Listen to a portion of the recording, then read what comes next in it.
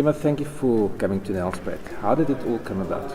So I was a lawyer working in a big law firm, and I was working in media law, and I went and I studied in London for a bit. I did a master's at the London School of Economics, and it really was just when the whole world was transitioning from mainstream media to social media. So I was just very lucky that I had this incredibly academically indulgent year where I was able to get on top of this very new area of law, because just suddenly the whole world changed. And I came back and I went back to the big law firm that I was working in, and I worked with them for a bit longer, but suddenly it wasn't so much happening on media law, newspapers and TV shows and magazines. It was happening on social media.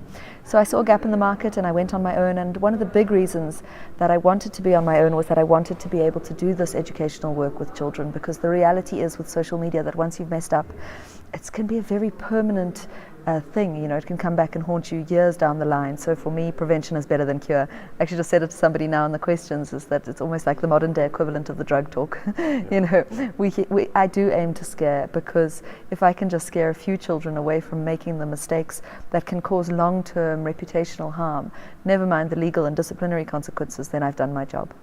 What was your talk all about tonight? I know it was vast and it covered a lot of topics. If you could single out maybe 2-3 things that you would like to get across to one, parents and to children, what would that be? So I think the first thing is that parents shouldn't be giving their children access to smartphones.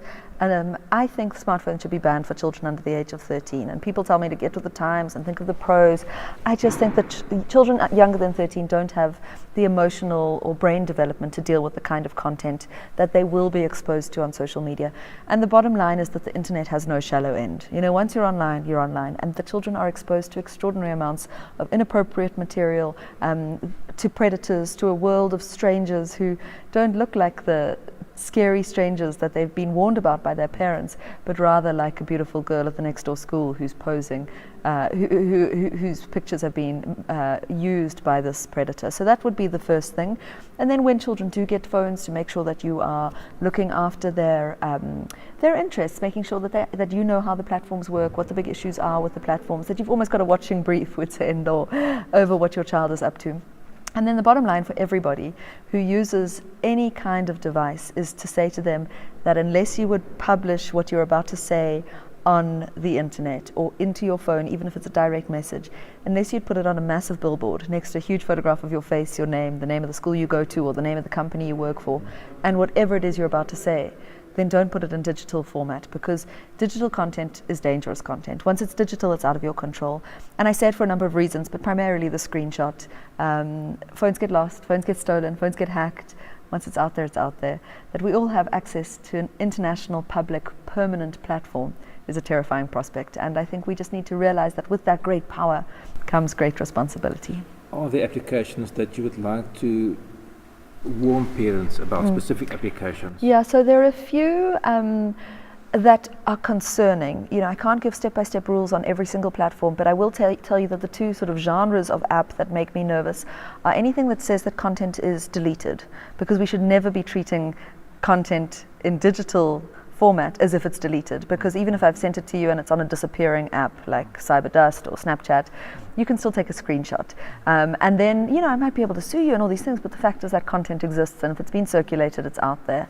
And the other genre of app that I really, really, to be honest, loathe and think that they should be illegal are all the anonymous apps. In particular, in South Africa, a very popular one is called QMe. It's actually not an app, it's a website, qooh.me. And it allows children to create accounts, and then people can ask you questions anonymously.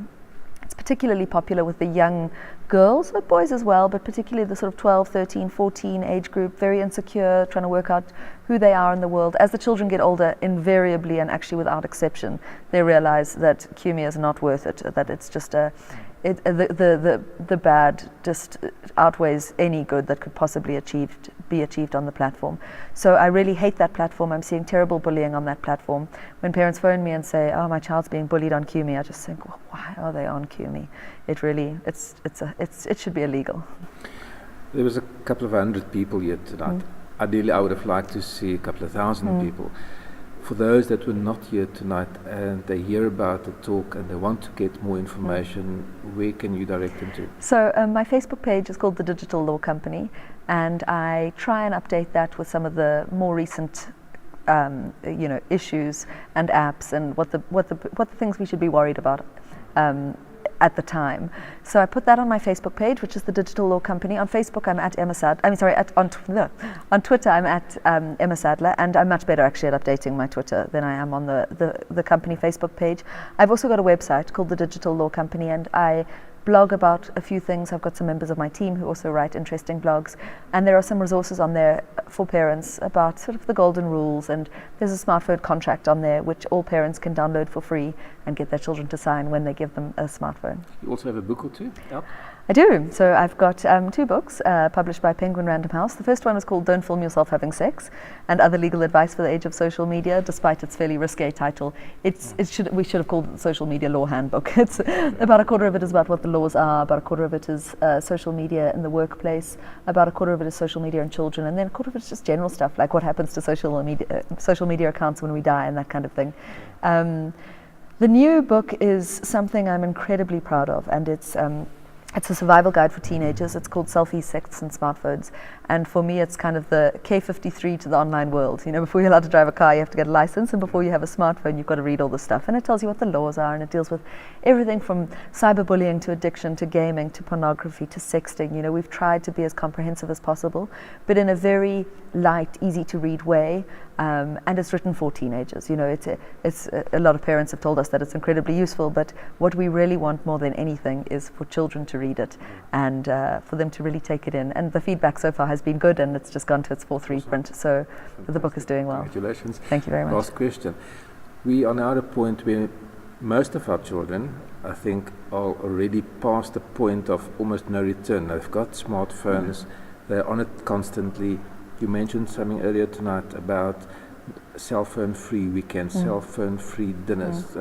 Can you just tell us, is there a point of return to a normal family life? I do think so, and I think that we've almost reached saturation point. You know, for me, I think it's that we are starting to realize that our lives were happier before we all had these very fancy phones and we were all addicted to our devices, and before we spent our lives on Facebook and Instagram, and I think that people are realizing now that firstly, we were happier without it, but secondly, life is more fun in the real world than in the online world. And so I think we're starting to see a resistance, certainly with last week's big crash on Facebook's market value, where they lost $119 billion And why did that happen? in one day. It was really because there was this conference call with the investors where and anybody interested in the company that basically said that we've reached saturation point with this. This is not going to become a bigger platform. Facebook's now at 2.23 billion active monthly users. They basically say it's not going to get bigger than that. So it's still an incredibly valuable company, especially for a company that gives you their service for free and has only been around for 14 years. But I think that we are realizing how addicted we are, and how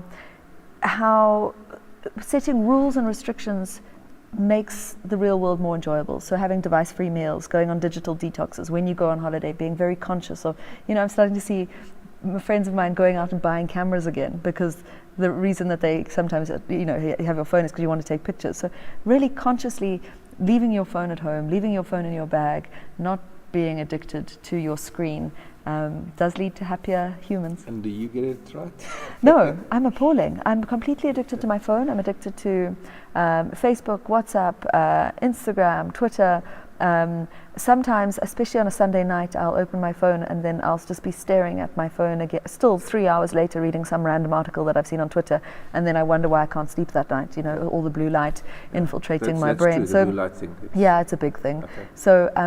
So I try to be strict, but sometimes I tell the children they must do what I say, not what I do. Thank you so much. Pleasure.